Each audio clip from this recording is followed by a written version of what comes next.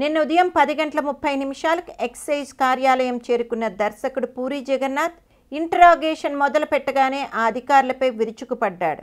అసలు నాకు నోటీస్ ఎందుకు పంపారు, నన్నే ఎందుకు టార్గెట్ చేస్తున్నారు, ఇందులో చాలా పెద్ద పెద్ద వాళ్ళు ఉండగా నన్నెందుకు పిలిపించారు అంటూ వాళ్ళ మీద ఎదురుదాడికి దిగాడు. పూరి జగన్ మాట తీరు అసలు నచ్చని అధికారులు మేము అడిగిన దానికి మీరు సమాధానం ఇవ్వండి, అంతేకాని మమ్మల్ని ప్రశ్నించవద్దు అని క్లియర్గా చెప్పడం జరిగింది. ఇక ఎక్సైజ్ అధికారులు అడిగిన అనేక ప్రశ్నలకు పూరి దాటవేయడంతోనే ఈ ఇంటరాగేషన్ అన్ని గంటలు పొడిగించబడిందని సమాచారం. ఇక మధ్యాహ్నం సమయానికి పూరి జగన్ నిజాలు చెప్పడం మొదలుపెట్టాడు.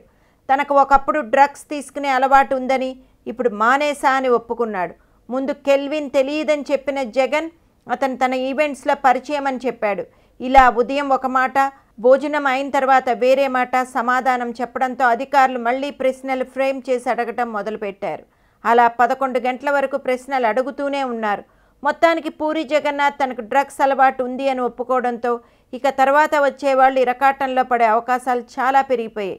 ఎందుకంటే లిస్ట్లో ఉన్న శ్యామ్ కే నాయుడు, చార్మి, రవితేజ, ముమైత్ ఖాన్, సుబ్బరాజు అందరూ పూరి జగన్నాథ్ శిష్యులే. సో గురువుగారే నాకు డ్రగ్స్ అలవాటు ఉంది అని అన్నాక అతనితో తిరిగే వాళ్ళు ఎలా సమాధానం చెప్తారో let us wait and see అంటున్నారు ఇండస్ట్రీ వర్గం వాళ్ళు.